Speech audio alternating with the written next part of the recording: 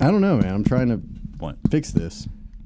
It just feels weird. It feels weird. Nick was drilling holes and stuff and building stuff today. That's my buddy. Oh my gosh, it was crazy. It's my capitan. Yeah, it's not droopy anymore. Oh. What is it? Oh, this? His? No, yours. You had it was sad. I know, it was sad. I replaced the mic things for you. I saw that. Oh, this one. Yeah. Yeah, it was a little holder. droopy. But it is removable still. Yeah. Look at how much beard Schmishmorshman. Look how much beard and hair is like stuck to that thing. Beard and hair? Beard and hair. Better than sweaty ball hair.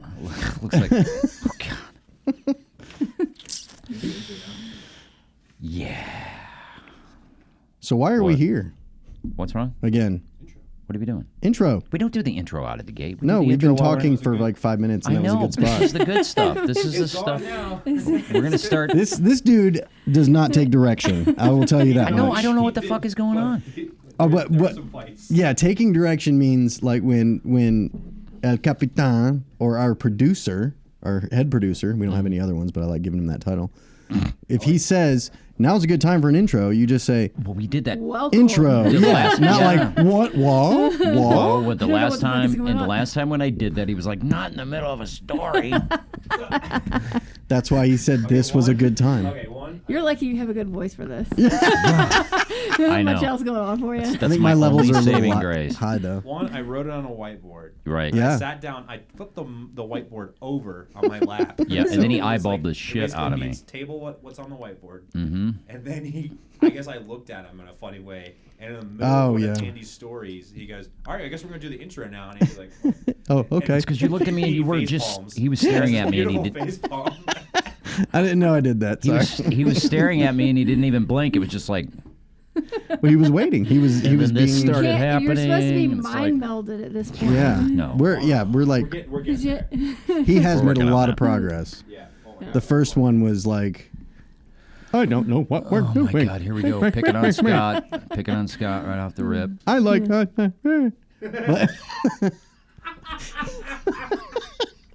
I think it was more Scott on the first one, and you can see this when you watch the first one. And then the second one, like just night and day. But the first one, a little bit on the second one, and now he's going to do it just for S's when I and came G's up now. with it, when I came but up he's with gonna this original, go. I just want when he gets nervous. when I came up with this original concept, busting on me was not included at all in the business model. Just been intuitive. That's at that well, point. see You that. just make it so easy. My though. point That's the is, problem. some of the best things come later. Like with Broken Helm, he did not decide to do podcasts originally. This was like the last thing on the docket. Yeah. It was literally the last thing. And this is like the best thing for us, right? So maybe busting your balls, your sweaty balls. Seriously, sweaty balls. Actually, the feedback has been from multiple people that one of their favorite things, besides the emphasizing with the guests, Don't say it. that which has been Don't say it. was you two and your relationship, which was funny to me because you guys haven't really exhibited that at all. The only thing that I've seen you guys exhibit is They don't know giving him shit.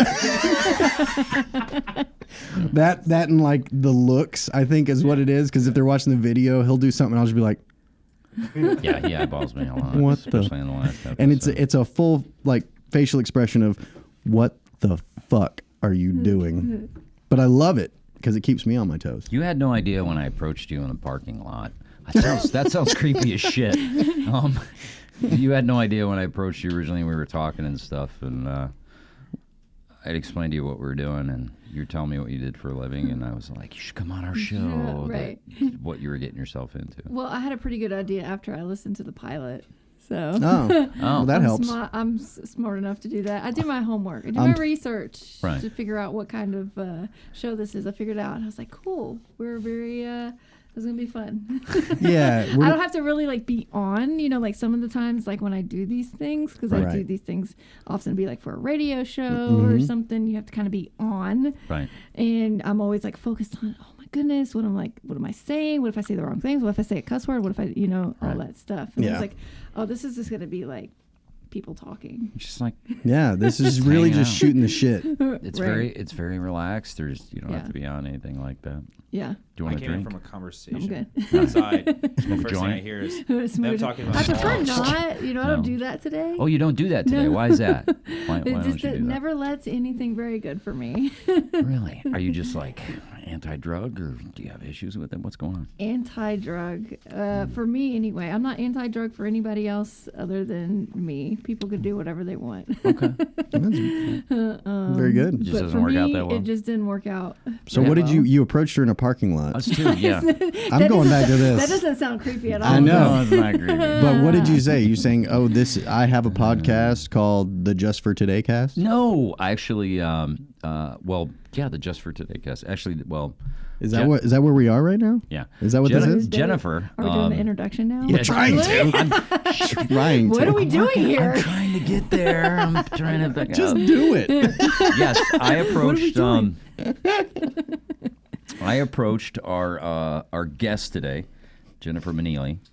Did I pronounce it Look, right? you said it right. I said it right. I've been practicing all week. Oh, good. the first time did he say Maneely?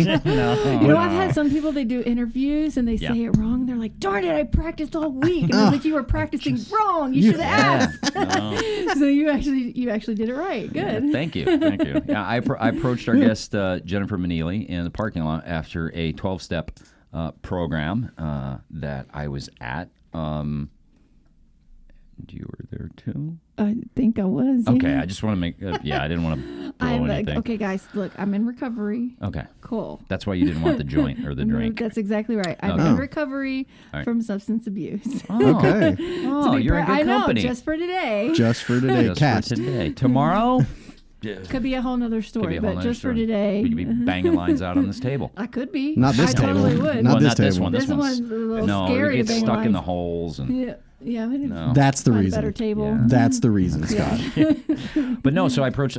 Jennifer and I had actually attended a 12-step meeting, and I had. I don't remember exactly how it got started, but we started talking afterwards, and Jennifer told me a little bit about what she does for a living and what she's been involved in. Mm-hmm.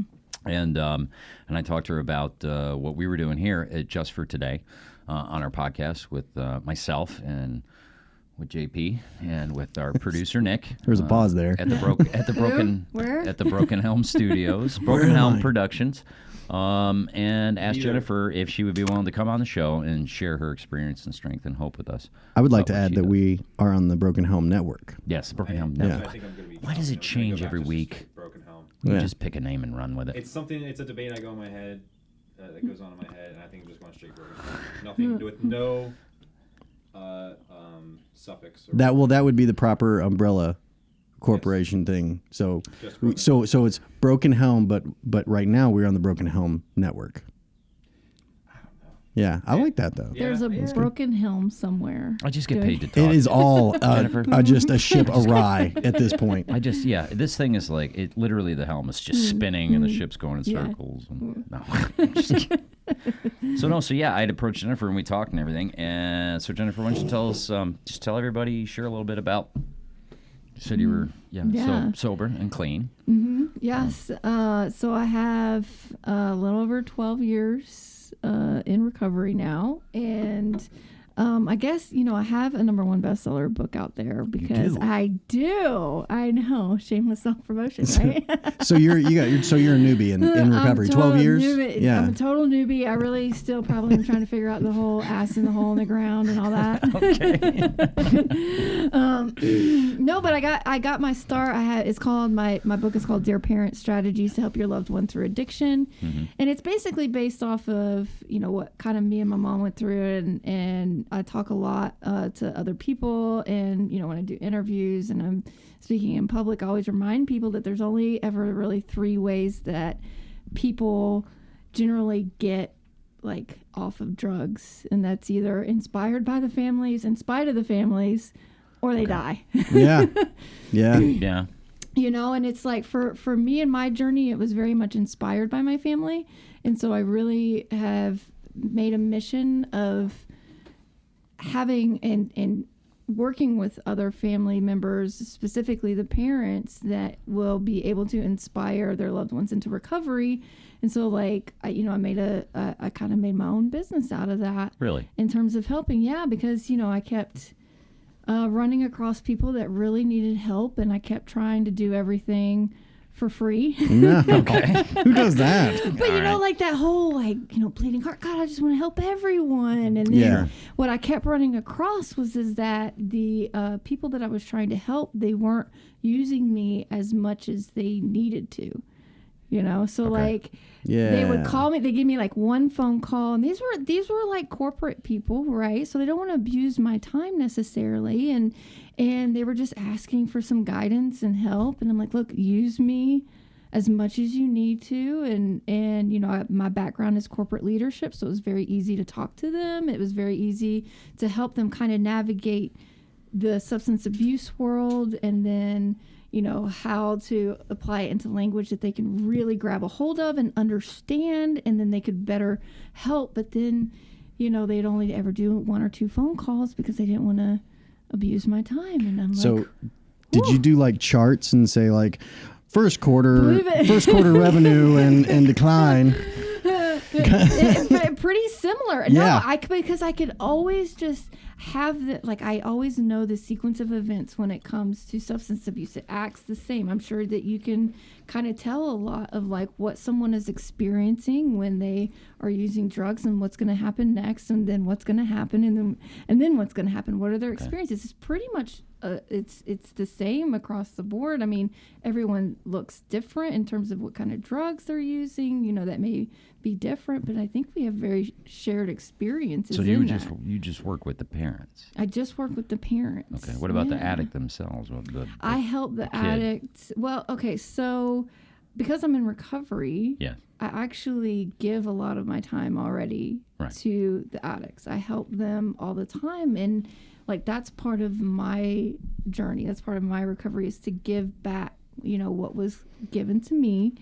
And so I just didn't really ever feel like that would be a good business, because I already Right. did that for Yeah, I don't free. think That's we're like part of my stuff, right? Yeah, I don't I think think we're there are supposed. people out there that you know. Yeah. Yeah. I mean, it's like $1 billion industry. It's like a in moral terms of- gray area yeah. is what you're saying. Yeah. But, like- and I didn't want my whole career in life surrounded by helping. Like, where do the lines start getting blurred? And I just didn't want my whole life to be surrounded by helping addicts. just the addict. Yeah. Yeah, and there's like so many resources out there already available. And I mean, doing 12-step work or working with addicts in the capacity of being a recovered addict is not something we're supposed to get paid for.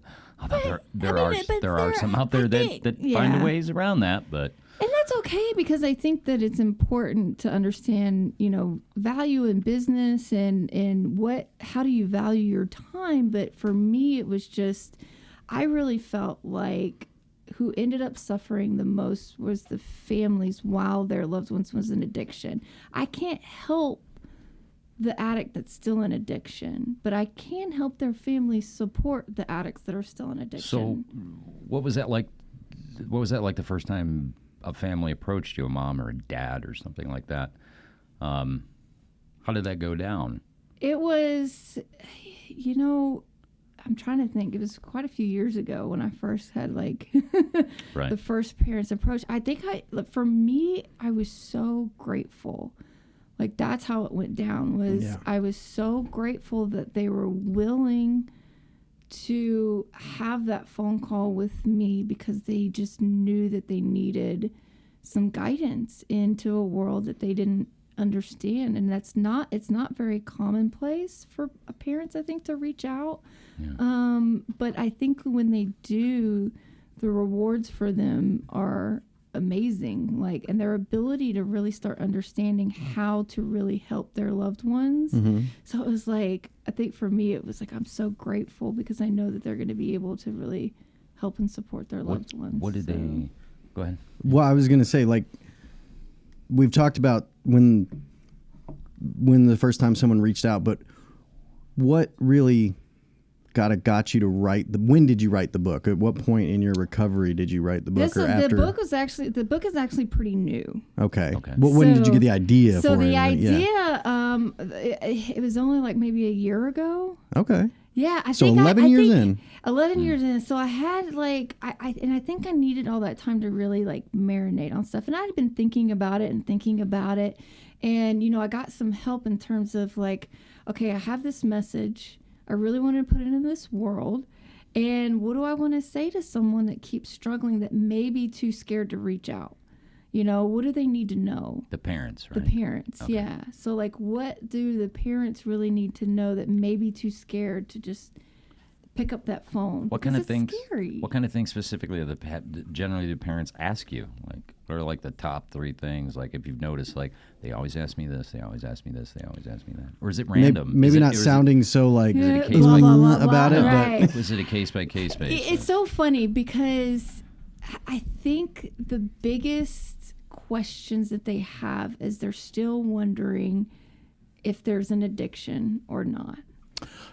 Like, they're not. yeah, they don't even. It's like they go through the things and they're almost like telling me what their kid is doing, Okay. and it's like they want me to tell them that maybe there's nothing to be worried about. Like a little And denial type like in there's there. like a Yeah. little bit of that like denial that says like, well, I mean, I definitely see like substance abuse. I'm not really sure if it's really like an addiction, but they're doing all of these things and but they're hanging out with all these people. Yeah. They're hanging out. The doctor a few years ago, he broke his leg, and the doctor prescribed it, and he's been really bad off ever since. So, we kind of think that the doctor had something to do with them. No, that's common. Yeah, I know that. My mom in that scenario, if she would have known this was out there, like this has been a while that I've been. Right. I'm just now 6 months clean, but my mom was in that denial stage, and she definitely would have reached out to you like in a heartbeat. But my brother saw it for what it is. He knew I had problems. He knew like he wasn't. He kept trying to tell my mom, like, JP's messed up. We got to get him some help. And she was always, no, well, he's just going through a tough time. And with my injury from the Marines, so she knows same thing with the doctor. Yeah. Like the Marines did it to him, and I'm just feeding her all this bullshit. Oh yeah. To get her off my back. And I did that story after story of reason after reason, and it kind of just helped her stay in that shade, that bubble. But finally, when I got arrested, my brother said, no, I'm taking, because my dad passed away a few years ago, Right. but my brother said, no, we're doing it my way now. Yeah. And if she had access to the book, I mean, I'm sure she would have just completely gone over that. Now, obviously, I'm not saying you wrote it too late. Yeah. Well, no. Yep. But I think that's the point is like there's so many people like your mother that are out there that are really questioning, down from the time when their kid was in high school and maybe they had just found, a little bit of pot in their book bags. Yeah. Like. Who carries pot in their book bag? Well, the teenagers that Hold are on, let very me- smart. Teenagers are dumb. Right. No one, I didn't. I didn't carry my book bag. I didn't. You didn't probably go to school. Yeah. I carried it in the dugout. He was that guy that was I like, didn't go to school. Of course I went to school. he was that guy that didn't study but yet still made an A on the exam. Yeah, and I drank he was and I like- drank and drugged my way all through. He was the Right. curve killer that everybody hated, so Right. he didn't feel like he fit in, so that's what made I him don't go to know. drugs. Right. I don't know about that. Too smart for all these people. I got to dummy down a little bit. Start doing all Right. these drugs. Right?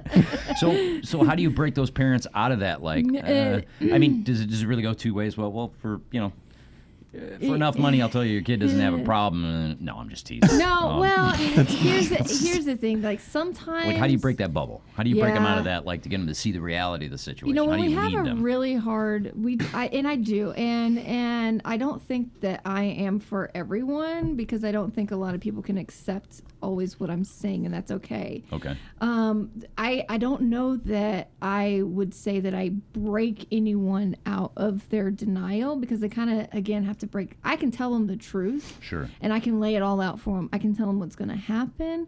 And they kind of have to break themselves out. Now, there are different ways in which I'll tell them how, like, what's really going on. I always kind of have a blanket thing of saying like, hey, you really only know about 10% of what's actually happening in your kid's life, you know? And it's like, so whatever you know now, there's like 90% that you don't know. And if that doesn't scare you, then it should. Right.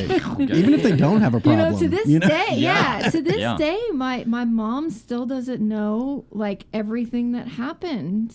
Yep. And we're getting more and more open. It's not even because I'm hiding anything from her anymore. Okay.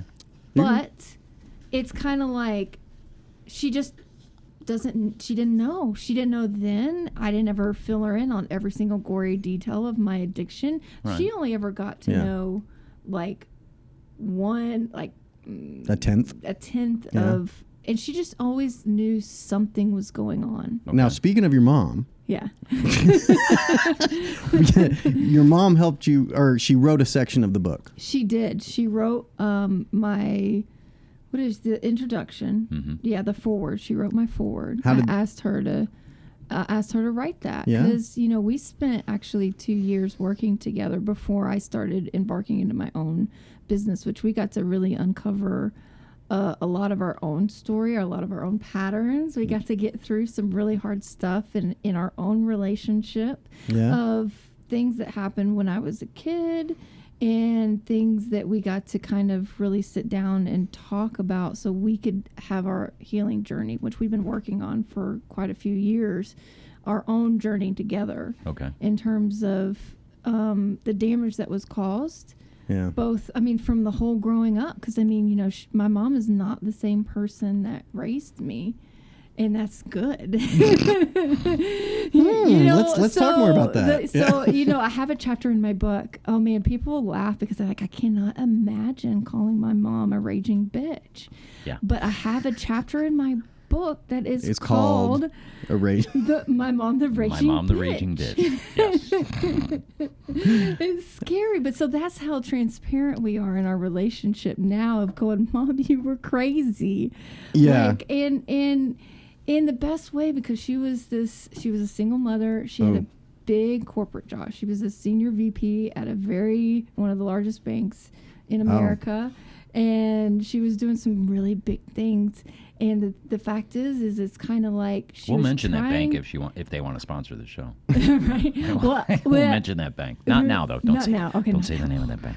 I was like, no. No, don't say the name of the bank. You're getting cheeky there. Yeah. Right.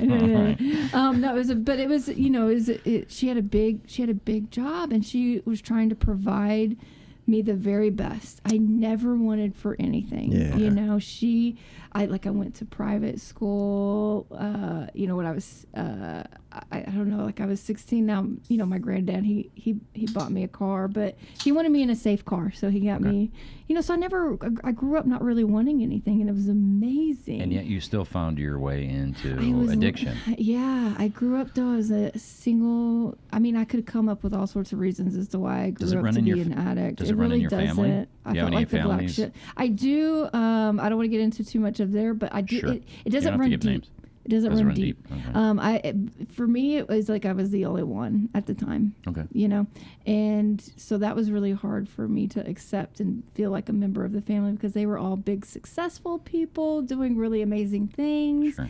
And I felt like I just could never really come into my own or live up to their expectations, or I didn't feel like I was smart enough or any of that because my mom is like wicked smart. And I'm... You guys from Massachusetts? Wicked smart. Wicked smart. She's wicked smart. No, we're from Texas, actually. Oh.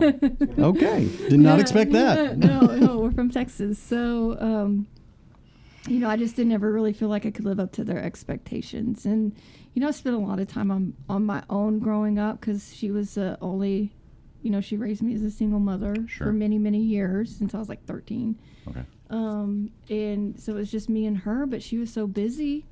I was going to ask giving me the best life. Yeah, I was going to ask if there's a lot of parental supervision, a lot of involvement in your life, or do you pretty much well just kind of do your own thing?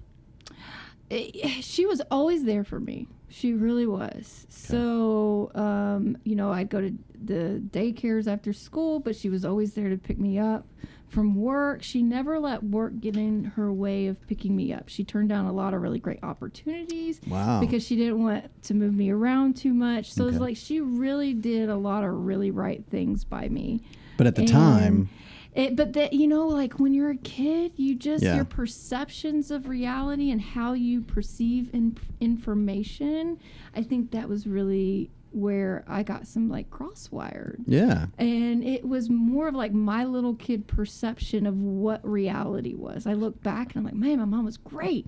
But at the time, it was just a struggle. It was always just a struggle for me. I was the shy kid that hid behind mommy's leg. Is that where you came up with my mom, the raging bitch? Was that during your teenage years and stuff like that, or was that later on? The women in our family have a tendency to be rageful. Okay. They just a lot of anger. So when I was a kid, she would rage out. Sometimes it would be at me, and sometimes she would get mad and just rage out. But as a little kid, it was always about me. Okay. Yeah, my mom was almost exactly the same way, where she did the best she could. And my dad was around, but he also worked in corporate America, but he traveled a lot with it. So a lot of times it was just my mom and my brother and me.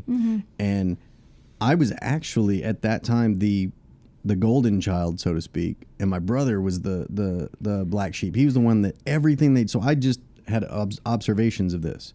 He was always in a fight with her, and they were just bare knuckle boxing almost. Right. And I remember just the overbearingness of my mom to him. Like, you remember the Outcast, the band? Yeah. Yeah. Oh, yeah. On the cover of their CD was, it was a naked woman, but it was an artist rendition of it. My mom knew he was onto something. She never had that cloud of denial like for she did for me. I could get away with anything, but everything he did, he was suspect. And so she went and searched through his CDs, found him, saw a naked lady on it because she's like super Southern Baptist, and had like roofing shears. I don't know why she got roofing shears. Don't ask me. But she just cut all his CDs. Yeah, she went overboard, just breaking them. And he had hundreds of dollars. This is back when like FYE and all that stuff was still there. FYE, yeah. CDs that you had to get. Oh man. So that overbearingness, and I mean, I witnessed firsthand how he can perceive her as that, and they still have issues that they're ironing out. So I witnessed all that. But now in my recovery, because I fell off after my dad passed, I'm seeing that side of her. Yeah. And it's gotten a lot better. Like you said, like it's crazy what you see when you get back there. Yeah. So it sounds like the relationship really wasn't that tumultuous starting out as a teenager with your mom and everything. And she probably had no idea of the foundation or the groundwork that was getting laid. Well, no, how could you ever know that, right? Like, you don't ever know what your actions today are going to lead to in years from now, right? How did that progress? Like, so you graduate high school and did you go to college? I did. You know, my first year I went to Barton College. It's out in Wilson. Barton. Yeah. Okay. Barton. Yeah, that was my first attempt at college. There you go. Okay. I didn't make it through my first year. You know, Is that partying? It was partying. Yeah. You and my brother are a lot alike, Man, actually. Like, just partied up because, you know, I didn't really have too much of a social life when I was in high school. So my mom I'll be honest, my mom intimidated the hell out of me. Okay. She was a very scary woman. She just gives you these, I call it mom face. Yeah. Face. Well, she has to be in corporate America. But like, Can you do okay, the- so all right, remember, so do the mom face. man, I don't even know if I could do it, man. And I hate to scare y'all, right? So y'all be like falling off your chair. Going, okay, do the mom face. No, I just hate to make y'all cry, but It's okay. It doesn't happen that often. I'm sorry, Jen. We'll change the subject. I won't do it again. No, she just through high school, she scared the crap out of me. You know, she was this really strong woman. She had to be in corporate America in the 90s. Oh yeah. When it was very male driven, and she was right up there with everyone else. So it's just she just has that personality. She's very strong. She's still strong, but now she's a lot like More. she's not raging. Right? They get laid back at certain point. Maybe it's retirement. I don't know. Well, Sometimes. she did a lot of work on herself. I give her Oh, that. good. I mean, like a lot of work. I remember on herself. my mom saying that I needed to go to therapy. Like when she was starting to see there was a problem, Right. she was like, "You need to talk to someone," because I really did not handle my dad's passing well at all. Yeah. And I'm still dealing with that. And Oh, that yeah. was Oh, like you 7 will, years yeah. ago. But she kept saying, I was like, "Well, I'll go to therapy when you go to therapy. Like, you need it too." Of course, I was 3 sheets, and all Oh, that. yeah. But now in my recovery, she's doing therapy. And Yeah. she's like, "Man, I should have listened to you." I was like, "While I was high?" Oh, that's the first. I haven't heard that before. My mother, my mom actually said, my mom really cut to the crux of the problem when I was a young adult. I think it was about 19 or 20. It's been right before I went overseas in the military. I was home on leave, and I remember being in her living room, and she looked at me, and I don't even know what was, I can't to this day recall what transpired and everything, but she looked at me, and she goes, I mean, just with all seriousness, I mean, so much that it made an impact, like, on me. I still remember to this day, and she looked at me, and she said, "You are the most selfish, self-centered person I've ever met in my entire life." Now, she wasn't like, my mom didn't grow up wealthy, or she wasn't well-traveled or anything like that, but she really nailed it. I mean, because the literature tells us that selfishness and self-centeredness that's the root of our trouble, is, and she really absolutely. nailed it for me. She was like, my mom, like, she had it pegged. I don't know if she knew I was an alcoholic and an addict Right. back then, but she's like, you're pretty much well nailed it right selfish. there. Yeah, And we my are. mom was like massively anti-drug in every way, shape, or form. I was Yeah. sharing this with somebody last night. Is she still? She's dead. Oh, I'm sorry. It's okay. I didn't know that. No, it's fine. So she's not. No, she's not anti-drug at the moment. I don't know. Not now. She might be on a cloud. I don't know. She might be on a cloud somewhere, smoking a bong with St. Peter. Hey, or man. something. I mean, who knows? No judgment. No, Wait, no, there is judgment. Yeah, No, sorry. Yeah, that comes before. That comes before you get on the cloud. But no, she was very anti-drug. I mean, she used to tell me for years, if I ever get you doing drugs, I will write you out of the will. She didn't have any money. Like, Right. we That's still didn't a have any threat. money growing up as a kid, but That's it was still like, a threat. the will, like, and then ironically enough, subsequently, when I was overseas for the first Gulf War, and she got breast cancer.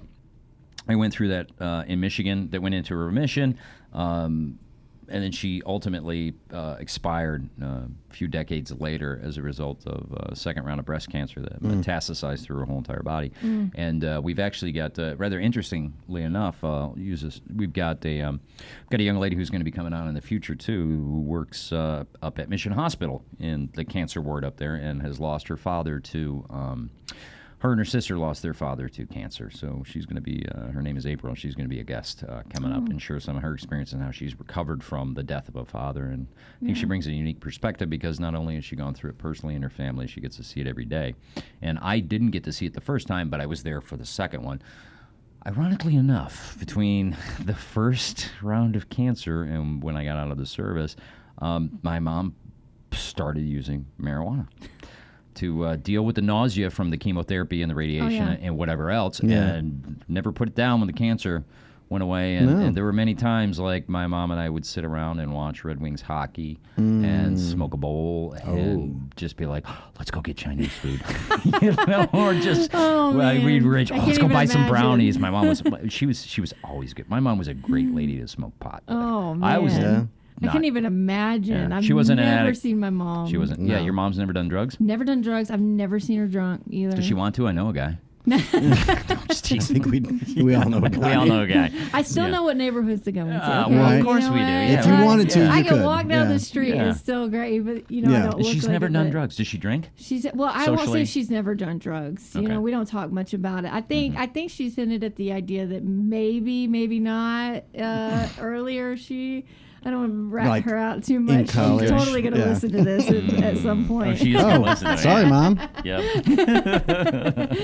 No, I think she's hinted. She did used to drink like beer and stuff before I was born, but I think when I was born, all of that stuff just kind of pretty much went away. Okay. Yeah, she didn't People just do like. that. Yeah, I don't understand. Given sufficient enough reason. I know I don't understand that kind of thinking, but yeah, like I was born and I've never seen her drunk. I've obviously never seen her on any sort of drugs or anything like that. So.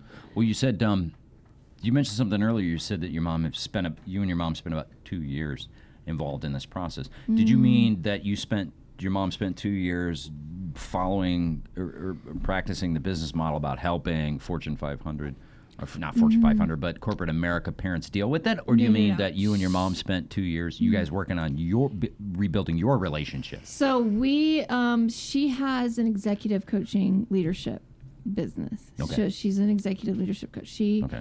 works a lot with the Fortune 500. That's how I kind of, got a little bit in terms of having these people come to me, is because she kept running into people through her leadership development. And, Yeah. like sometimes there's a huge block in their work life when their personal life is really getting in the way, and they have a hard time breaking through. And she experienced it herself. So she went through corporate leadership training when I was going through my addiction and stuff. And so what ended up happening was, through her corporate leadership training through her company and self-awareness training, she ended up just getting help for herself in her personal life and me, which often translates into the career. Right.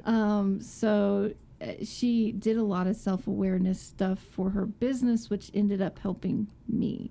Okay. So I worked 2 years with her in her business, believe it or not. Can you believe that my mom trusted me enough to work in her business? Well, But I don't know. how much did that benefit you? It was amazing. In your recovery, because oh man, we it talk- was so amazing. Yeah, we talk about how in early recovery especially, people don't want to give us a chance a lot on things. So I'm just saying, if I were in your shoes, that would blow me away. It was so good for me. Like, I had another job before. I was actually a manager at we'll call it a restaurant.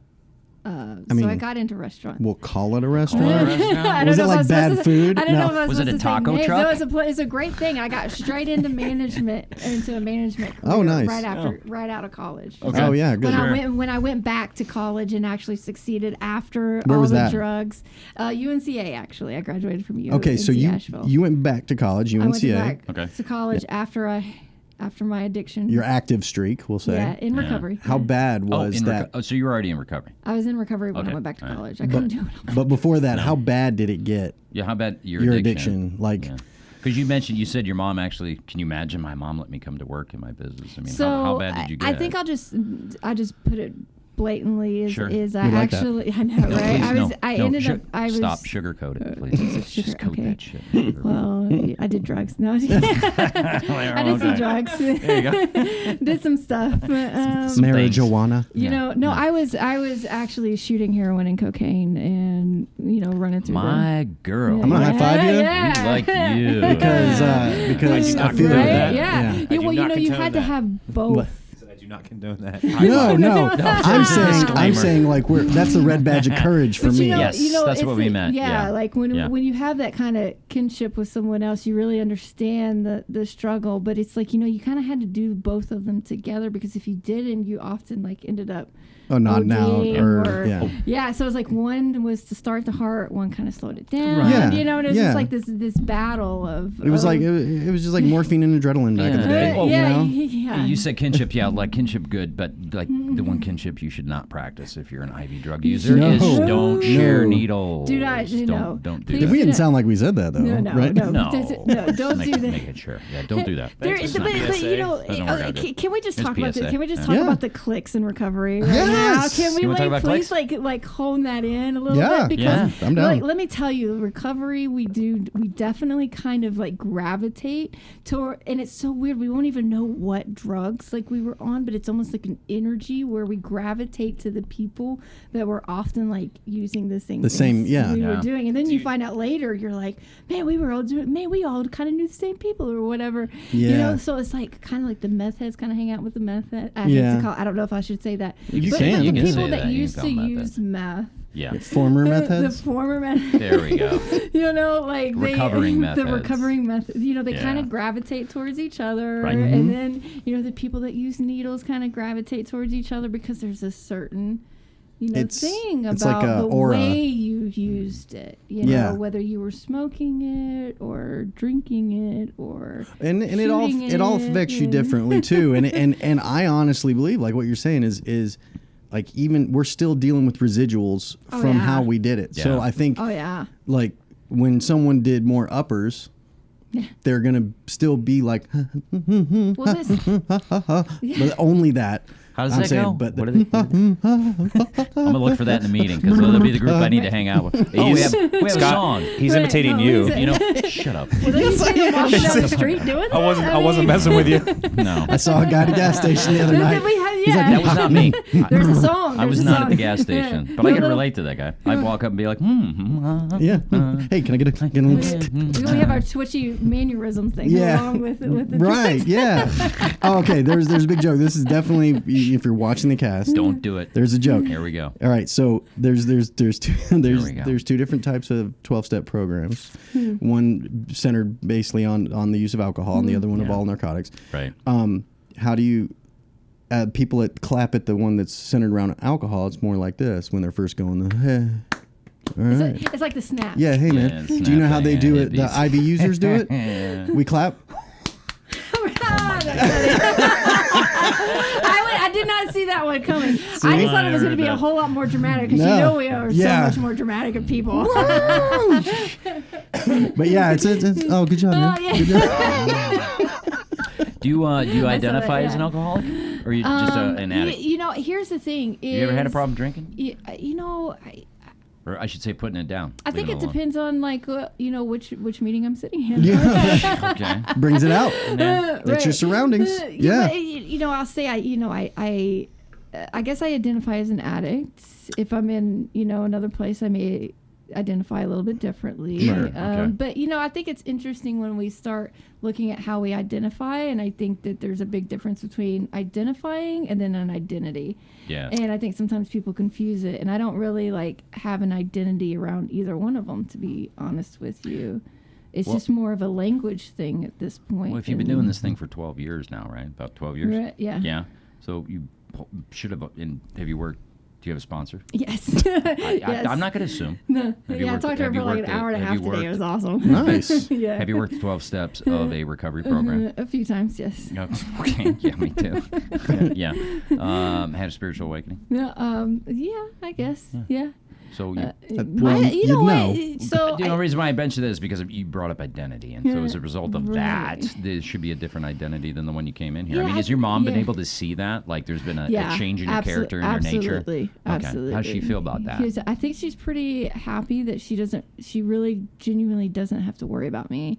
Like I grew up my You're whole here, life. though. And she might need to worry. Not like, well, what she are you doing worries hanging about out me with as a those mom guys? would worry about anybody. Right. Right. That never goes away. Never. Yeah. So if I don't answer her phone calls, Yeah. if it's been long enough, her little mommy brain kind of kicks in, and she, Mm-hmm. hey, I need you to call me, and she go, okay. My mom brain kicked in, and I was like, it's totally cool, it's fine. But so that still kicks in because will always be my mom, right? Is that But a she result doesn't- of like something bad that she played a part or witnessed in or something? Like, was there something specific you can think of in your addiction or using before you came into the program that like maybe your mom got a phone call and she had to go to the I used to police not- station, or she had to pick you up at a No. dope house, or hey mom, I've I don't know, done something, and your mom got dragged into your world for just like periodically like. No, she never got dragged into per se my world. She didn't. Okay. But she never really got like a phone book. But I did have a habit of not calling her. But I also think that at this point today, it really genuinely is just like mom. It's just the mom brain. Like Yeah. We talk just about every day. Okay. Because that's just. It's weird when we go 2 or 3 days. Now it used to not be like that, right? But like, I kind of live in one of her houses, and we see each other every day. But like I said, we work together. Yeah. And so for like 2 years, it was a daily thing. So when I don't respond to her emails or calls because maybe I'm out of pocket, she kind of just gets that little. Yeah, it the worry builds, it thing builds. going. Yeah. Now you said you didn't call, or you didn't kind call of her. went when you were in active use. You went kind of out of comms. So high, I couldn't talk to my mom. So it was that, or did you disappear sometimes, like off no, with people? I just like she would call me, and I'm like, well, I can't talk to you. I'm too high. Did you? Is So there to a time you her, did? I would disappear for like days, but I knew where I was. Of course. Right. I didn't feel like I disappeared because I knew where I was. Did you ever have a time But- where you felt like, oh my God, I really should call my mom right now? This is really bad. Yeah, usually when she threatened to call the state police, because she would like leave messages and go like, if I don't hear from you, I'm gonna call the state troopers, and then I knew I needed to call Did her. did she ever do that? Did she ever call? No, she No. never called, because I always called, no, and I tried to just pull it all together, for the 5 minutes to calm her down and convince her that everything was okay. I'd come up with some sob story of why I didn't call her. Was everything okay? And was everyone okay? No, was everything okay back then? No. Well, where were you? Where were you when you would call? Would you be like, all right? I mean, me, I was gone. Like I was living in my car for 2 years, and she literally did not have any idea where I was. No, she did knew you do where it I at was. home? Did you do I it did at it in my apartment. Yeah, Okay, we lived so in you- different states. Oh, that's where it Okay, comes. Yeah. so we Gotcha. were living in different states. I kind of had moved on Yeah. a little bit from my life, and so Okay. it wasn't like totally weird that we didn't talk every day. Right. But when she was trying to call me, and I just never returned her phone call because I was way too high. Yeah. And it, like she'd have to threaten, because then she'd get worried. Just Yeah. as a mom, she didn't know I was like shooting cocaine at No. the time, Right. but it was just she was just worried. But mom triggers She in knew, with yeah, but she knew something was going on. Right. And even when she would talk to me, she Mom would sense. see me. She's like, something's not right. She saw me at, like, when I was really bad off. I had lost a bunch of weight. I'm 160 right now. I know women don't talk about weight, but I don't really care about that stuff. But I'm 160 right now. And Right at on. one point- That's a big right. Right on. And like at some points, she saw me and I was weighing like at 110, and then I went into rehab second time at 107, and it was like, she saw that, and They it's know. like she has to know, but she gets so consumed in denial. Like Yeah. everyone around convinces themselves that things are okay. So you mentioned the Wait. denial, and that's like a thing, and we've talked about it, but what are like the 5 areas, because I'm going back to the Right, book, like yeah. what are the 5 areas that parents make mistakes? Yeah, so in my book I have, like, I laid out the 5 big areas in which parents can really focus in on to help themselves. And the first one is denial. Okay. Yeah, And you talked about that. Yeah, and the second one is that financial stuff. And the financial stuff is a whole lot different than like just giving them money. It goes so much deeper than Yeah. just handing them money. I go into the book about all the different conversions. You're giving them gifts that aren't money, but let me tell you, we are creative at Yep. Oh, we'll sell that converting shit to dope man real anything quick. into cash. Ray I even will laid take out. that. It's like, let me tell you, and I just put it. I put it right out there. I'm like, gift cards, 50% of value Yeah. on the Yeah. street. Yep. Yeah. That's generally what you're going to get. So if you're giving them a gift card, which my family ended up giving me a lot of gift cards, Yep. it's 50% of the value for cash. Okay. Sometimes less. I know Never people more. sell their EBT, They Oh, sell yeah. That's I've seen that 50% done before. EBT. 50%. Yeah. Yeah, EBT. So there's all kinds of different ways, and I always think about like even the money that you spend getting them help. So the rehabs that you're spending money at. Yes. It's kind of like there's a difference between people spending money on their kids to get help and then investing in their future. Okay. And Okay. when you invest in something, you kind of want a return. So maybe sometimes when you put a kid into rehab before they're ready, you're kind of just spending money. Yeah, frivolously. You're not investing in No. their future. You're just spending money if you put them in. And I like to say this because I think this is a huge danger. When you put kids into rehab before they are ready, it's Yeah. dangerous. Yes. To whom? Yes. It's To whom? so to the addict, because this is what happens. They go into rehab. They have a certain amount of tolerance they have built up. Yep. Yeah. They're not ready to go, but they get forced into it. And so as soon as they get out of that 30, 45-day rehab, they go right back to the amount of drugs that they were accustomed to using, but their tolerances have gone down, and oftentimes they end up in a hospital or Yeah. they die. Yeah. And that's really scary. And I hate to just say it like that, but that's what happens. That's it. Oh, yeah. And it's like, it's dangerous when you try to put a person into rehabs before they are ready. How do you help the parents figure out when they're ready? There's, The child. sometimes there's just signs. It's like, just because someone says that they're ready, like, if you're pushing them and they feel obligated, if you're hanging things over Or just their to head, shut them up. or just to shut them Yeah. up, versus when there's a true desperation, if Yeah. there's a true responsibility. I look for, if they are trying to start taking some responsibility for their lives, Yeah. at that point, it's like, not that it's a guarantee, but it is like a good indicator that you're investing into their future. Now, investments, sometimes you don't always get the return. Right. You know, I mean, It's no matter what you're investing, and you hope you get a return, but it's like a high risk sometimes investment. It's a high risk investment. I would imagine that either a way. parent would probably, if you look at it from that standpoint, and you're dealing with corporate America, people that have they're in a certain income bracket and everything Yeah. like that, they're probably return focused because they probably take a portion of their income There's and a- invest it yeah. and stuff like that. Yeah. And then I would imagine that what the parents want to have returned to them is hopefully their child back. Yeah, Yeah. but you know, money doesn't fix their problems. No, so but- they can invest large sums of money and never see a return. Yeah. You know, that's it's the truth. It's funny you mentioned like when Scott asked how you know when they're ready. And I talked about my mom being in that denial bubble, but my arrest really fucked that up. Right? I was like, dang, I'm not getting away with it anymore. I mean, I Mm. spent days in jail because they were thinking that it was the best thing for me to detox in jail, which was awful. Mm-hmm. And I got out, and of course I went straight back to because a friend bailed me out, but I went straight back to the dealer's house, got my fix. But then they had me meet with this military liaison at the Haywood County Department of Corrections. So they have this military liaison that helps veterans, and he was kind of helping me pick which program to go to because at the time he said this will help you with the court. So I went to rehab at the VA at the SART program. SART program. This is where Scott and I met, but I went there with the intention of just getting out of trouble. Right. But about 2 days into it, I think that was the first time you and I talked was about the day that it clicked for me. I have that effect. And I think man. no. I it- make people it- click. Don't get that head big, buddy, because it clicked before. That's why I talked to you. I wasn't talking to anybody the first 2 days. Yeah. But then I said, I'm not to myself. I'm not doing this to get out of trouble. Right. I'm doing this for me now because there's the switch. right. And I was lucky because that's my first time through any program. Right. When were you ready? Right. When were you ready? When were you ready? I'm gonna go through the last three, and then I'm gonna tell you when we're ready, because I don't Okay. want to lose that. So I did the financial, the good parent. yeah. Oh, yes, okay, sure, Right. yeah. So the good parent syndrome, the What is- boundaries. what is the good Good parent man, man, that's that rescue mode. It's that always swooping them in and taking care of all their problems and Right. cleaning up after their messes. Yeah. Moving them around and all that stuff, and then we go into the boundaries. A lot of times, parents just don't know how to set good boundaries when it comes to someone with substance abuse.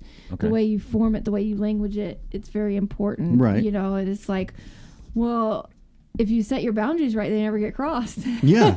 Exactly. I mean, That's you pretty- you gotta know how to set your boundaries first. So Okay, so that's an art. That's the third four- one. That's the fourth one. What's the yeah, fifth one? and then the fifth What's the one last one? is focusing on their own guilt and shame. Parent guilt is Huge. because it will feed into their decision making. Shame. You is actually have a chapter in the huge. book about that I too, called Guilt do. and Shame. Guilt Yeah. and shame. Mhm. It's a big one because it feeds into a lot of the decisions that are being made, and you're very unconscious about it, but you're acting out from a place of. Do you try to get the parents to Guilt and actually work on shame. the guilt and shame like at Yep. the beginning, or once the child's actually like, okay, now they're pursuing a course of recovery, now let's look at your guilt and shame?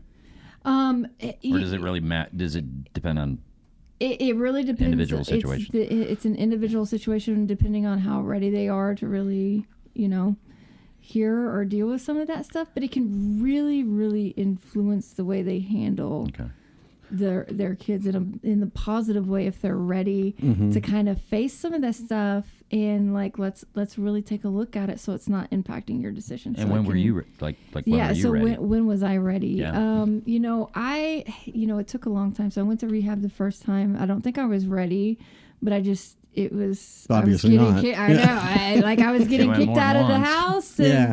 and the choice was rehab or go live in a car, and I'm like, well, that's an easy choice. I don't know if I even consider myself an addict. Yeah. Right. At that point, you're just like, oh, I can quit for a couple days. Yeah. I didn't really see. So the first time didn't stick. It didn't stick. I stayed clean for like 2 years though. Really? Yeah. White knuckling it? No, I was in recovery, man. Oh. Like I doing worked the deal? program. I did the deal, did the program, but I think the thing Sponsoring that women? I sponsored a lot of women. What the fuck happened? You probably let me tell you. Trying to get there, buddy. Doing You my are job. definitely a unicorn. right. These are how these Yeah. things work, okay? Like I'm knowing I know what the fuck I'm doing. He called you. By the way, Nick called you a unicorn. Yeah, you're an absolute unicorn. Really? I did 2 years sober, but I wasn't working a program, and it was a nightmare. No. But I've never heard of someone out the bat doing 2 years with program. Yeah, well, That's it was crazy. it was a year and a half. The last 6 months of the 2 years, it was not the program. But What was it? the year and a half that I did, it really was. Like I was sponsoring women. I did everything right. And I think the biggest key that I was missing in that was I was showing everybody of what they wanted to see. I was still in that pattern of just being the person I thought everyone wanted me to be. So like I showed up at this like 12-step guru. You know, I did everything, man. Like I drive everyone around. You're and, stubborn. there's my face, you know, Yeah. and I wasn't really being honest with Transference. the struggle. Transference?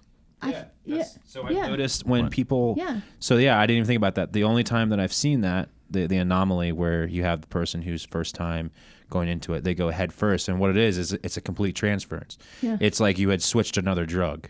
Oh yeah. You got Oh, the, yeah. you got the Absolutely. same Yeah. dopamine from your head release because it pat on the back. Oh you know? yeah. Yeah. Man, and Oh yeah, and there's people.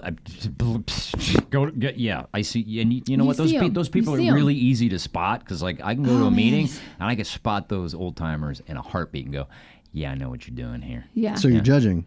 Yeah, Absolutely, I'm absolutely. judging. You know what? We're humans. You we bet your judge. sweet motherfucking ass I'm judging.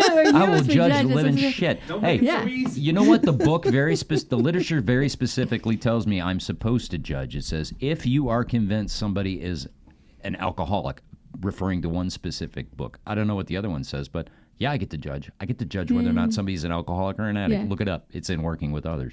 It's in there. Yeah, I'm the one that ultimately makes the Yeah, but decision aren't on you- whether or you're not supposed to I'm hand him the satisfied. Yeah. What? But all you're supposed to do is just Hand him the book. That's it.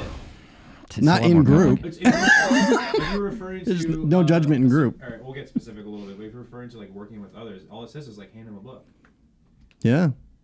No, it says at one point, yeah, it says leave this book where they could potentially find it. This is a whole nother show. The point being is, do I judge people? Yes, I judge Oh, the yeah. fuck out of them. Hell yeah, we do. You You bet know your what? sweet ass I Anyone do. that- And you know anyone what? that And I'm said- not afraid. And I'm not afraid of it. Now, I don't judge their actions as far as like, oh, that guy shouldn't be going out with her. This dude should Yes, be you doing that. do. No. We all do that. I Well, do you know what? that. Secretly. Though? I don't make. totally do that. Well, you know what though? Well, When that's I, a train wreck ready to happen. yeah, but when I do that though, personally for me, when I do that, there's certain consequences that I yeah. have to contend with. When it comes to whether or not I'm judging somebody to be an actual, real, dyed-in-the-wool, as the literature describes it, alcoholic or addict, I don't have any negative consequences as a result of that. What that does is it affords me the opportunity to go, that's a person I don't need to work with because I'm an actual alcoholic and an addict. And if I'm doing that, I'm wasting my time with that person instead of actually spending my time with Yeah. somebody who is exactly like me. Because that person who I'm like, that guy's not a fucking alcoholic and an addict. He's got 15 years sober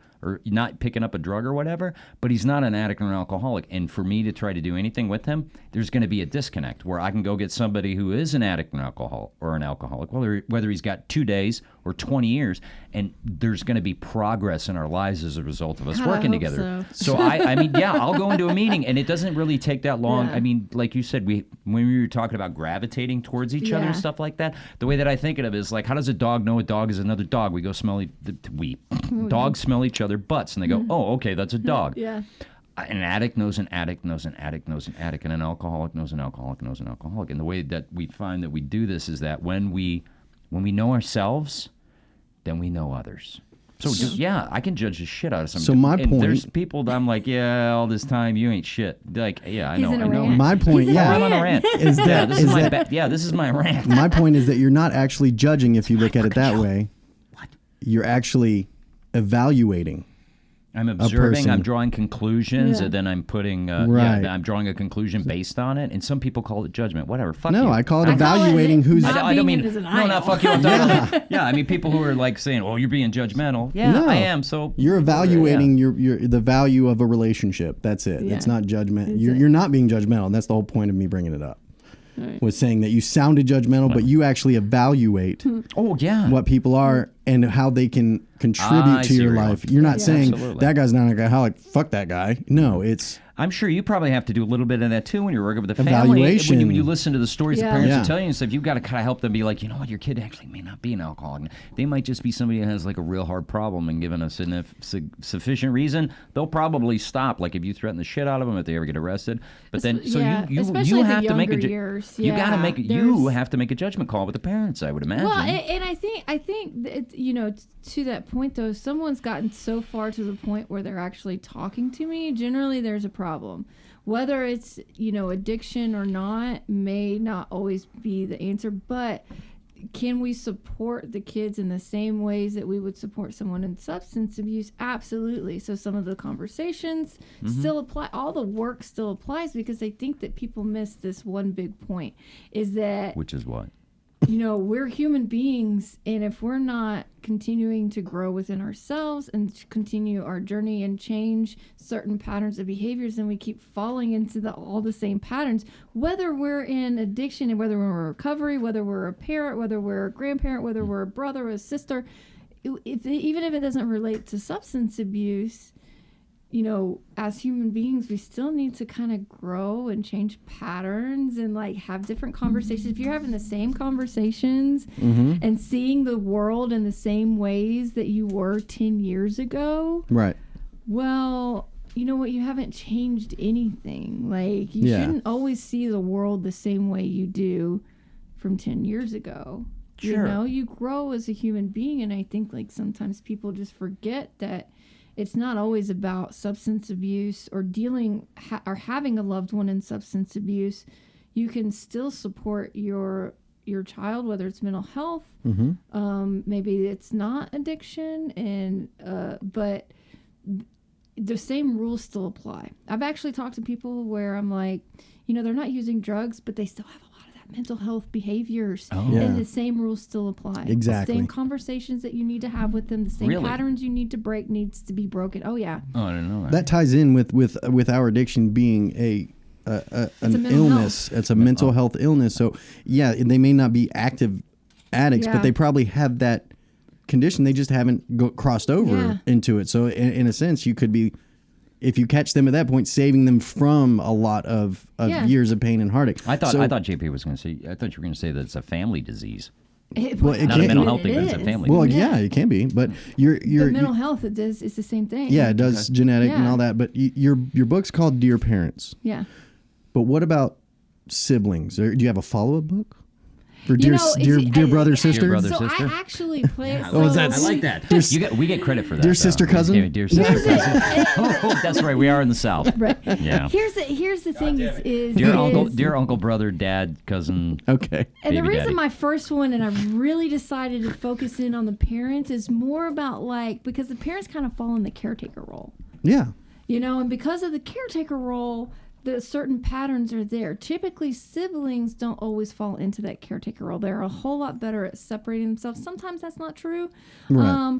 But it's like, for me, like, I'm used to working with parents. I had a parent. I know what me and my mom went through. I don't have siblings. Oh, okay. So I don't understand the sibling relationship. Now, my whole big dream in terms of how the business goes is I actually have people help me that can help me in all of these areas, in terms of they're going to help someone with a sibling and like how to navigate that kind of relationship, but by using the same principles, you know, that I use. But it's just, they have that really understanding of how those dynamics work that I don't understand. We'll And I talk don't after think- the show. Right. I got 3 brothers. Right. Very involved. So you Don't leave me. Don't leave me here with so Nick. you could probably be in that mode of helping other siblings on how to deal with their Yeah. siblings, because it's not the same role that parents fall No. in. You know, it's not the same beliefs. It's not the same. It's just different. And it's like, I don't ever go into something that I don't understand. I'm very niche, and that's okay, because it's like, that's just the world that, like, I knew what helps with me with what my mom did. So you're going from experience, and I'm that going gives from you a lot of credibility. You're Right. also in recovery. That gives you a lot of credibility. How do the parents, like, is there ever, I mean, you get the credibility, but with the parents that you're talking to of the addicts, the kids and addicts, do they see your past as like a credibility, or have you ever had them to be like, oh, well, you're an addict, or No, they actually really like that part Do you of it do because you it can divulge that? help them. Oh yeah. Of Okay. course, yeah. Oh, I yeah, hope. yeah. I would Well, hope I so. don't know. No, but the stories and like how I see that because I'm not like the parent. That's the thing. This is like, well, do you? That's one of the first questions I get. Well, do you have kids? So they automatically assume I don't know what it's like. And I'm like, no. But if you want to know what's going on with your son or daughter, I can help you with that. Yeah. Okay. Because what we're doing is not parenting. So it doesn't matter if I've had kids and I understand parenting because we're not in parenting anymore. So you're a rat. Yeah. So basically, I'm that rat that says like, this is how you deal with Snitches get someone like stitches, this. yo. That's fine, man. I'll take you on anytime. But you know what? At the end of the day, I'm going to help save your life. You are. So, Yeah, I love that. Yeah. I love that. And that's that also like a fearless like face in it. Like I'm not. Dead on, yeah. Yeah, and I love that because you are passionate Oh, yeah. about. I want to say it's not even a crusade. It's just it's like it's your calling almost. But yeah. and it really is, and it's like it has its own set of challenges because I'm dealing with a lot of really scared, people, and I've had to learn how to work with that. But it's just amazing. Like I don't think I would have gotten into this if I didn't have some sort of passion because it's hard.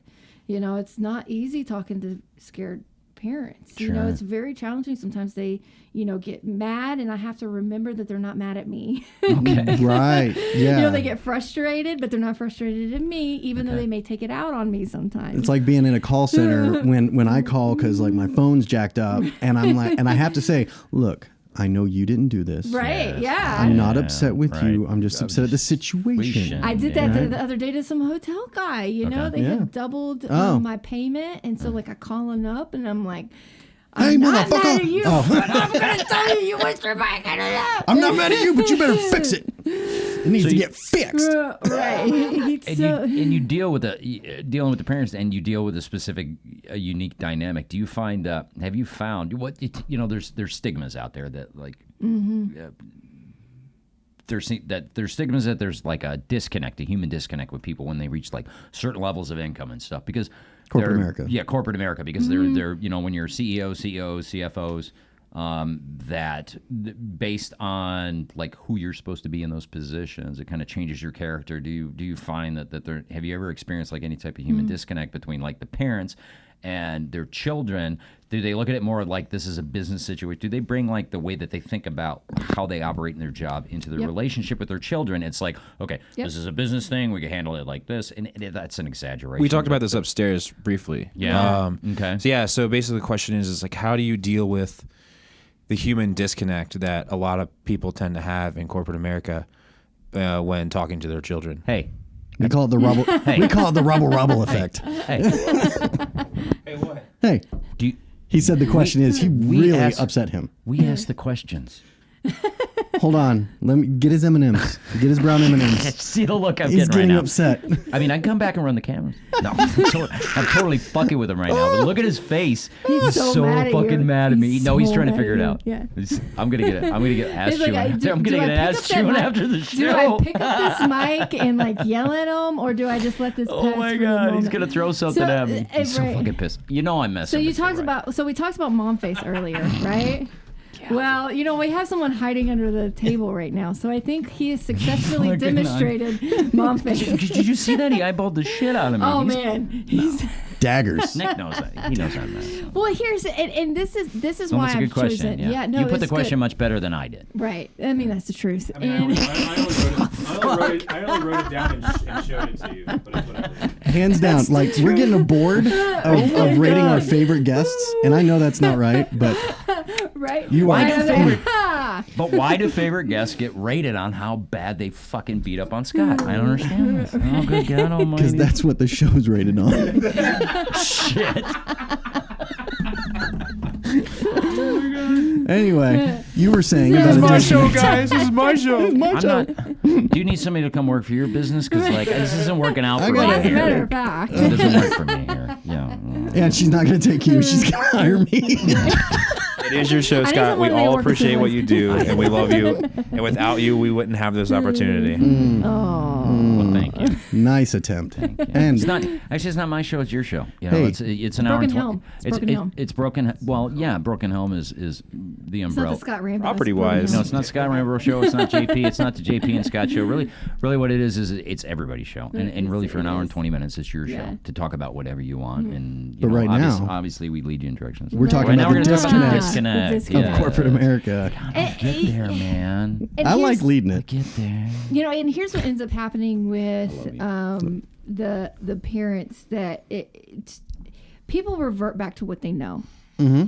And it's as simple as that. So if someone knows business really well and they're come across a situation that they don't understand or they don't know, Sure. they're going to automatically want to fall back into what it is that they do know. They're like, well, I don't know this, so I'm going to fall back into what I do know, which is where my specialties come in, where it's like kind of bridging that gap of like these difficult they're used let's just be clear, they're really used to kind of getting their ways. Money, you know, if there's a problem, money can usually solve corporate America. Yeah, just throwing money at it. We're just throwing Yeah. money at things, and usually it solves that, but not in this world. And this is a very insane, complicated world that brings people into, because it's life or death, Right. it Absolutely. drives people into survival mode and into our instincts of how we operate into survival mode, which usually causes a desperation. So it's like, you know, when you have someone like a CEO or a CFO or someone like a senior executives and that disconnect starts happening, Mm-hmm. you know, they go into their own survival modes and they start acting in desperation. They double down a lot of times on things that simply just don't work, but it's what they know. It's all they know because they're really smart people. They're Right. really capable people, so they think that they can logic their Figure it way out. through all of this stuff. But this is kind of insanity. So they can't logic their way through this stuff because it's not logical. You actually have to know how the world Right. works in order which to world? make it like the substance abuse, the mental health. Oh, okay. Right. And so Yeah. if I'm tracking right here, you're saying that with in our substance abuse world and our addiction, we go primal and survival. Right. Yeah. But then also the parents are finding themselves in the same type of situation Yeah. in their world, Yeah.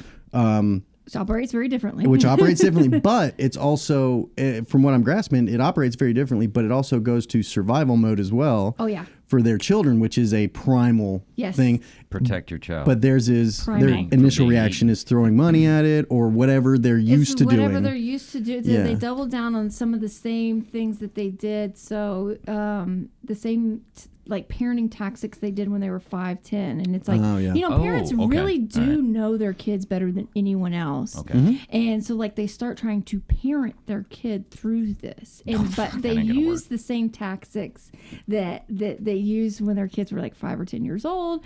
And then, you know, conceptually their kids still act like a 5 or 10-year-old, right? Yeah, we do revert. Okay. Yeah. You know, Yeah. so it's like, but our parents kind of come in and Yeah. you know, when all the patterns of how you behaved when you were 5 years old, Yeah. if it's similar to how the parents are behaving when you were 5 years old, we're all reverting back into like a 5-year-old. Yeah. You know, like But yeah, both parties. both yeah. we're all reverting back into like trying to help a 5-year-old instead of trying to help a 25-year-old that has substance abuse. Like, what are you issues. trying to help? When you say we're trying to help, what is it you're trying to like? What's the ultimate goal? What are you trying to help the parents? What point are you trying to get them to? Is there like I mean, you talked about all these specific things that you work with the parents. What is if you know you can get the parents to this place, then you've done your job. I think I think the best place I can say for them is almost like freedom, honestly, for them.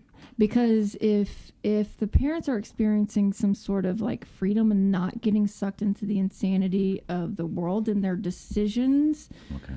are the same decisions they make as long as they're being desperate. So it's almost the same principle. I'll just say, like, you know, what like Al-Anon teaches, is that whole like you can't really control them stuff. And I kept trying to send parents to Al-Anon, believe it or not. I Sure. love Al-Anon. I do too. I've been. believe in Al-Anon. You like I it? go to Al-Anon. I've been to Al-Anon meetings before. They're I don't cool. even know. I don't even know I should be saying it. I don't know if we should either. No, it's Sorry. fine. It's fine. Yeah, whatever. Fuck those guys. But there's No, don't say that. Don't say that. No. that group. That I group. yeah. Okay, sorry. No, but the thing is, I shouldn't say that. I will but- tell you this: like, I've been to, like, I made the mistake my first Al-Anon meeting, like introducing myself as the alcoholic addict. Oh no! Don't do Oh that. yeah, like there was right. definitely some comments. Yeah, I was the.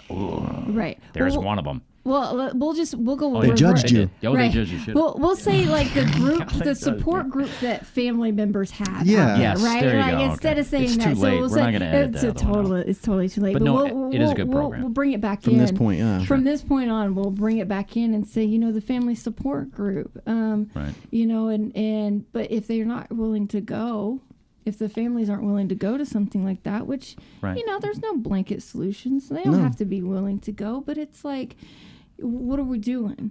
So it's kind of like Yeah. giving that like separation for them that goes off some of the principles. But if you have someone that's really focused, you can actually get further a lot quicker. Well, that kind of You applies know, to a lot of things exactly. too. Yeah, that's, yeah. So when you're working with someone that's one-on-one, something that may take you 5-10 years to learn in a family support that's a little not as focused as what I've developed, then I can do the same in like 2 or 3 months. So it's freedom. That's It's really a getting lot. them to that point of That's freedom. a lot it's of condensed. That's awesome. Right. So it's like 10 years condensed into 3 months. It's Okay. like that's a lot of time saving, right? I Now, tried I'm to not do that saying- with drugs. Now, I'm could not say- saying the parents are free. I'm Right. just No. saying that I can teach them the same things in a very condensed amount of time. The freedom that they experience is up to them, like how quickly they really want to get there. And you- it sounds like by saving them that time, 10 years, but some parents may not have 10 years with their kid. But see, that's just it. It's like we don't They often might just have have 10 months. time. It's like, can you imagine just keep doing the same things for the next 10 years? But people sometimes do. And you're not even guaranteed that time. You're not. Is- You're that's not the- that's guaranteed that time. Yeah. Like you're saving them. They may not have 10 years left. They may not have 10 years. You know, left. That's and- just it. It's yeah. like, are the parents sitting here? Are they waiting to die? Or are they truly living? And it's like Right. when they're living their life, and that was the biggest moment for me. And we'll go back to what got me ready. Like, Wow. I Thanks know, for doing that. Ooh. Ooh, yeah. Because this is the point that I got ready was when my mom let me go. Really? When my mom had her own freedom, when my mom decided that she was going to learn how to live without me, and she was going to go live her best life. And it wasn't I just didn't think she had it in her, to be honest. And then she Really? started showing up for herself in that way. She told me, I'm gonna learn to live without you. You may be mad at me about some things, and we can work through that. But I'm still gonna go live my best life. That's inspiring. But it took actually. her 3 years of deep self-awareness training to get to that point where she could say that and mean it, and then show up and do things differently. Yeah. And it was the change in our dynamics from that point is what got me into my long-term recovery. Wow. Now, did you go into a program to start that long-term recovery, or did you just start going to I went meetings? into rehab. Okay. Oh yeah. Did you check yourself in? That was a point. So she sat down and she goes, "I will be willing if you are willing." And I Good. bet at that point, I knew I was going to die, but I thought I was like I didn't actually go. I didn't think rehab was in my cards. Okay. I didn't think that was. I didn't either. But you had tried Yeah. it before.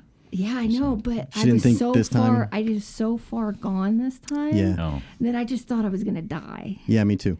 And Yeah. it wasn't until my mom said that was a whole longer story, but she kind of came in and everything came to light in a day.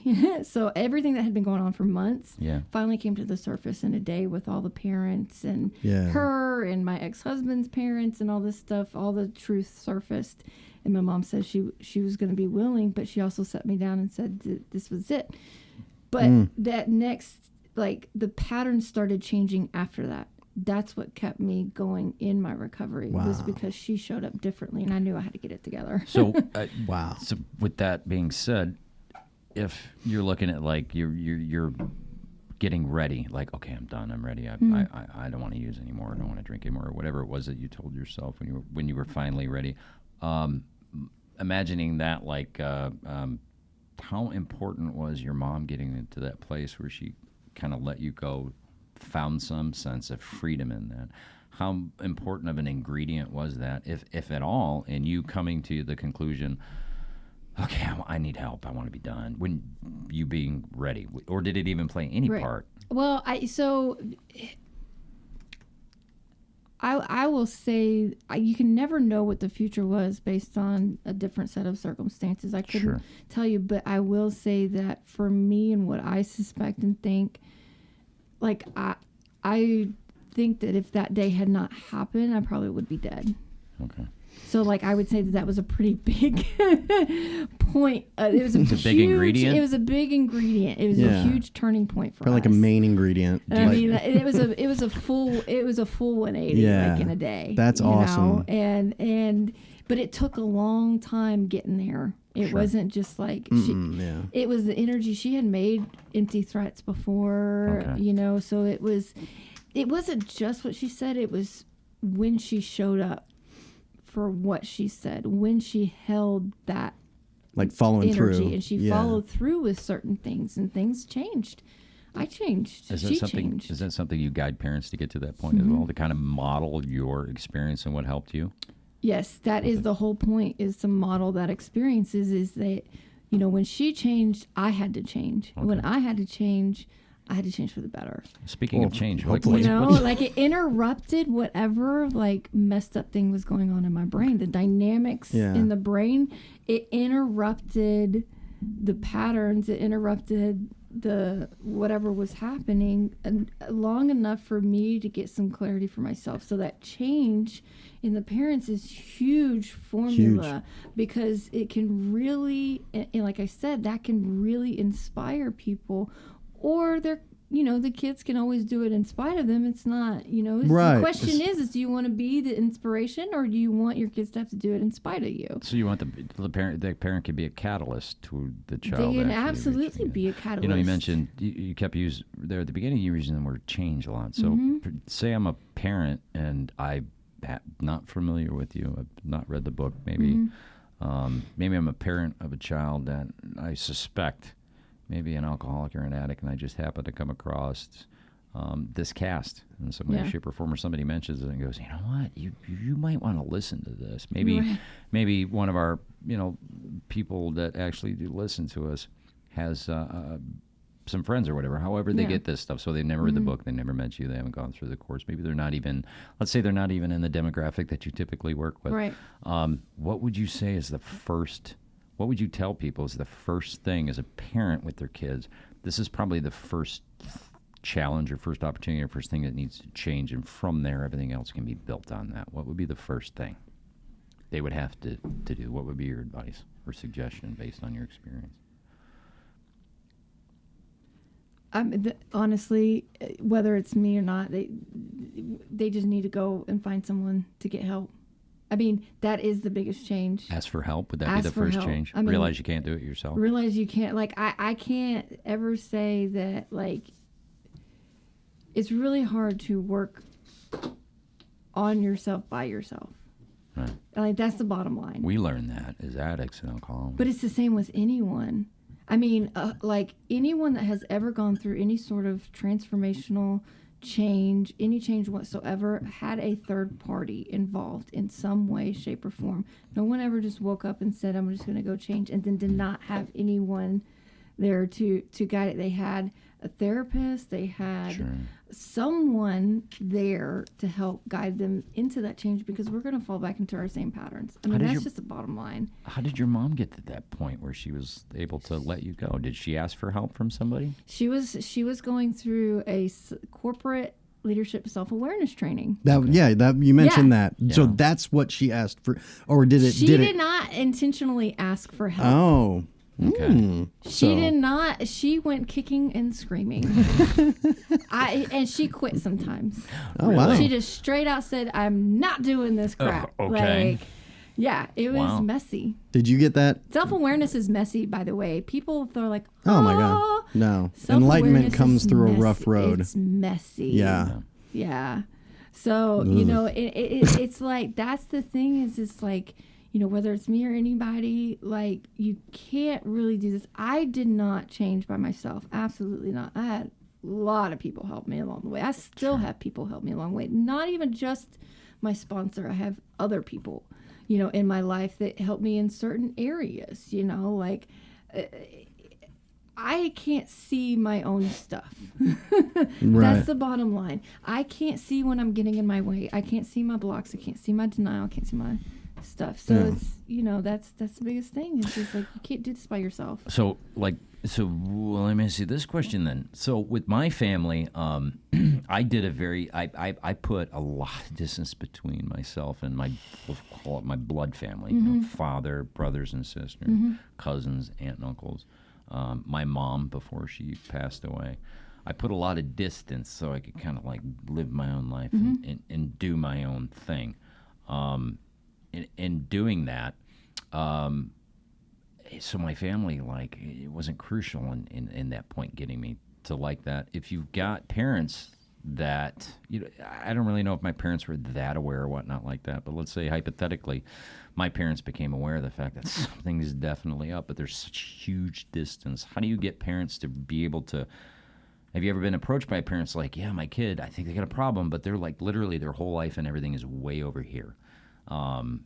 How? I mean, can you relate to that? Like, were your parents intimately involved? Like, how would how would you be like if We a lived parent in comes, you different go like, states. Yeah. like my kid lives in this whole other state, but his whole life Yeah. seems to be going to shit, you know, Yeah. and something's going on. But we haven't been close in Right. years. So Yeah. how do you get those parents to go back into, you know, stepping back in and maybe taking a closer look and being able to be in a position that uniquely they could be like, okay, you might want to get help. Usually what I work through in situations like that, it's more of like, I mean, if you don't have any sort of communication with your kid Or limited, whatever. maybe limited. Very Limited. I mean, yeah. it's like, you know, that's a little bit, you know, tougher, but even still, it's like we go through the communication. We start changing some of the ways that maybe you're talking. And I mean, I think that's a huge thing. And it's like when the communication starts changing, they may feel a little bit more safe to talk to you. Okay. You know, and it's like, I think that's important is even if they're high or whatever, is allowing them to feel safe so that like you believe in them and you're not just nagging them. They don't feel judged by you. They don't feel like you don't believe in them or like you're going to shame them every step of the way because you don't agree with their lifestyles. When you do that, it kind of just pushes it pushes your kid away, which may be where the distance came from to begin with, is because you just don't really want to hear it from them. Yeah, we actually had that prime example in my family dynamic with my mom. My mom just never.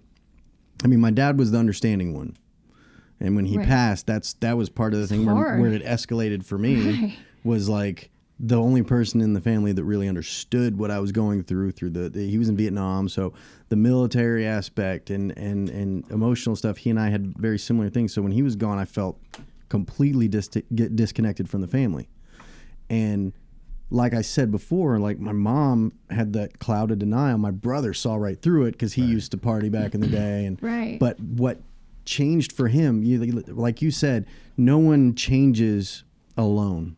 Right. My brother, growing up the whole time, he was the black sheep. He was never really just part of the family dynamic. When he got there was a fight and all that stuff. And he had...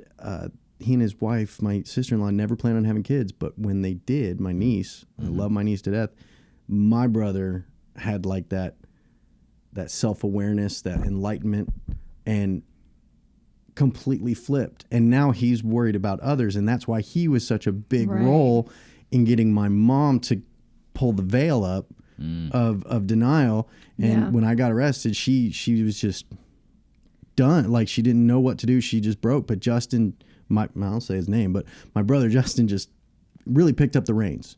Right. And So they're big on my change, but my brother's change, he would not have been that person without having my niece. Right. And I'm not saying you should have a kid to change yourself, but Right. you know, We know that that really just that example you use is really just right there. Like, yeah. you saw me kind of glaze over for a minute when you were saying that. I wasn't being rude. I was just like, you're like, oh my God. no. That's, but that's where Yeah. a lot of times that distance even gets created is through like a lack of understanding and the communication. And sometimes it's just like, parents think that, and I'll just say this. So, tough love, I think we have a really misunderstanding of what that means, especially when it comes to substance abuse, and it's kind of like I always say that tough love, it doesn't mean that you have to be tough on them. Okay. It just Right. means that you may have to make decisions that are tough to do. Like what But your mom you did. could- yes, but Yeah. it is the communication, like it's a big piece, and it's like you don't have to be tough on them. And I think sometimes parents forget that. Yeah, no, that seems it's easy to do because even I don't have kids. I'm a great uncle, but Right. when I hear tough love, I think, wow, it's tough love, kid, tough shit. Yeah. But it's Scared that communication is key. It's great to Yeah. hear that. Yeah. That someone else really just verbalize it, So Yeah. that's awesome. So we talked a little bit about like that corporate disconnect. That was kind of creepy, Scott. You meant so. so. Oh, right. So we talked about. Here we go. See, it never ends. That's good. It's Love, Scott. every opportunity. No. You'd mentioned a corporate. Well, we talked about the corporate disconnect and getting parents to reconnect in human nature. How the hell do you do this job and not get emotionally, like, to watch these parents going through this stuff? I mean, you get a certain perspective, obviously, being in the program and seeing a newcomer in.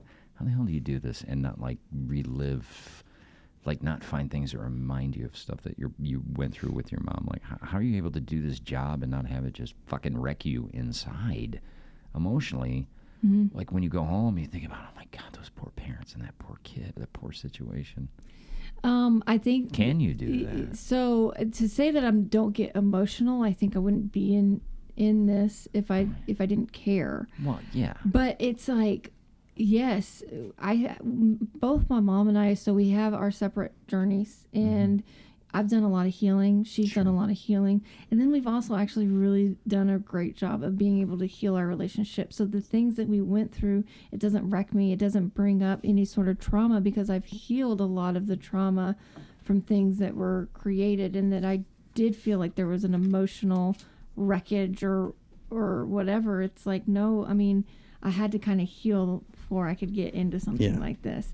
And so I do not take things on in sort of a negative or bring my stuff up in a traumatic way because I've healed that part.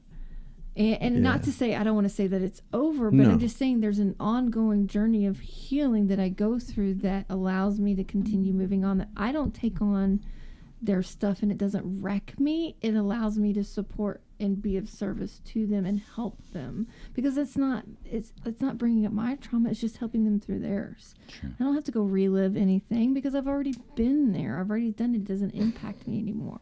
And the only reason why I ask that is because, like, sometimes, like, I would imagine there's like a certain aspect of like PTSD associated with like that kind of stuff. So you go through these traumatic situations with your parents and everything, and then you have to go experience it with somebody else, and there's the potential of reliving that. And that can be tough to deal with, especially in to learn how to emotionally disconnect and not allow it to come back and bother you when you're watching literally another family's absolutely come apart at the seams because somebody's wrapped up in addiction, wrapped up in themselves. And I'm sure not all of them are success stories. No. And does it get painful?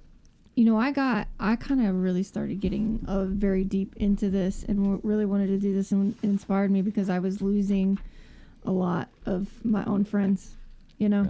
Yeah. And so grief is something that is very much a part of this journey, but it's not even about, necessarily about the parents. So I trust myself to be able to handle the emotions today and be willing to be vulnerable through that and know how to deal with that and not allow it to consume me. Do I get emotional? Yes. Do I allow it to consume me? Okay. No, because it's like I have to remember what it is that I'm trying to do here. Sure. And it's more of like, it's not about me, it's about them.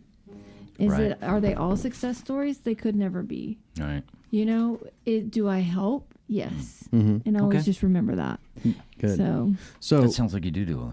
you do You do. have helped. You do. Uh-oh. Sounds like He do you're do. right, I do too. You know, Do you do do? I do. Yeah. Good job, JP. That was the first one. That was the first one. That was I the made first it an one. hour Good and a job. half. I was like, doo-doo, I can't stop it. So, I'm yeah, proud of you. yeah, thank you. I'm making progress. Jennifer, like, first off, I mean, thank you so much for coming and talking about the Absolutely. book. Thank It's you for having amazing. And Hey, what'd you did do? watch the first cast, right? Yeah. I listened to it. So Yeah, you listened. okay. So you do know that we have 3 questions at the end, right? I didn't listen to the end. Oh, you don't see it. Cool. She is unprepared. That's good. Dude, Gotcha. no, look, I Cool. So like a whole like hour of it. So we have 3 questions that we ask Yeah. every guest. Okay. All right. Now this is Now no I'm this nervous, right? this is actually better Okay, cool. because it gives us a candid answer Yeah. that you didn't You have have an chance to scripted or prepare anything. yourself. Yeah. Woo. So Turn it red. Now I'm nervous. I wish Yeah, I listened you- all the way to the end. So It's all here right. It's gonna be okay. here at the Just for Today cast on Broken Helm. Yeah. Broken Elm Network. Yeah. We, obviously, again, thank you. But we have 3 questions. The first, I'm going to ask the first, and then we'll alternate. So we are all a part of it. Yeah. We'll give Okay. it. The yeah. first one is, and I'm going to explain it. It's you have 24 hours left to live. You know it. You can't tell anybody else about it. That you have 24 hours, like to say, oh, I only have. You can't like guilt them into something because it's 24 hours. And you Right. can't tell them you've only got one day. Like Right. It's like you get one day. So- Because tomorrow's not a guarantee. Man, this guy, like, I just got totally emotional. Yeah. Yeah, see, So- well, hence the name of the show, Right. Just for Today. You only get one day. Tomorrow's not a Okay. guarantee. So there's three questions on what you would do on that. But first off, where would you go on that last day? If I had one day left to live, Yeah, Yeah. where's the one place you would like to go? yeah. this sounds so cheesy and like it's like almost like a scripted answer. Okay. But I think I would. I think I mean, like, I'm not allowed to tell anyone. You can't tell No, anybody. no, you can- You're the only one that knows this is your last Right. day. Right. You can't tell them. You can't say, hey, it's my last day. Come with me Hey, here. come with me. Yeah. Come spend But I time can with me because I'm bring gonna people. wake Yeah, up I tomorrow. just that's- can't tell that's them. later. It's my That's last later. day. Just Okay. where would you go? We'll give Okay. it the 3 questions. So Okay. the 3 questions are: where would you go? Who would you spend time with? And then the last thing is, or who would you see? The last one is, what would you say to the world? Like your parting. Your words. parting thing, like any last words type kind of thing. But like you get to tell everybody Okay. in the world. So where would you go? It's a 2-part. So I'll answer the first 2 questions because there's no other way I could Yeah. answer. But Sure, the okay. truth is like I Yeah. think I would get my family together and go down to Texas and go hang out at my granddad's Okay. with the whole family. Good answer. Like that's Yeah. the truth. Yeah. Those are the best parts of my life when I do that. That's awesome. I would not want, and it would be really hard not to tell them. But yeah, that would be my best last day. Well, I think you Okay. could tell them once they're there. Right. But we're saying you can't be like, hey, it's my last day ever. No, we Come with always me try to to New find York. Yeah. we always try to find an excuse to all get together anyway. Good. And, Sure. and so like that's what I would want to do. I Okay. think. Yeah. And obviously, mom would be there. Yeah, mom would be there. Right, yeah. But yeah, Okay. I would want to get I'd want to get my whole family together Yeah. and like Okay. hang out. Yeah. Okay. Anybody else you'd want to see, or just the family? I mean, I would say like all my friends, sure, but then I mean, Okay. So we could come to Texas too? right? Yeah. That's exactly right. Would That's you call us? exactly Would you all call I us and just say said. thanks for having me on the show or something? Right. You wouldn't be able to tell us. I it was wouldn't be your able to last tell us the day, last day, but it was be like, Right. hey, that's a gift. Let's I all guess go we down would to know. Texas and go hang out with my If you ever granddad. invite us to Texas, we're like, are you dying? though. Yeah. Yeah, be like, Right. oh shit, it's happening. It's happening. So what would your the words you leave the world? Obviously, you've left them a book of words already Yeah. that are immortal, but what Man, your this is- Gandhi words, you know? I may have to get this printed on a T-shirt. I think. Okay. Honestly, Yeah. if I had any words left, like that, I would want to put into this world, it would say to heal your shit. Heal your shit. Heal your shit. Yeah. You better work on trademarking that. Yeah. I'm gonna take it. What does that mean? Like heal your shit, man. Like Yeah. whatever. Like I think no matter whether it's mental health, substance abuse, Okay.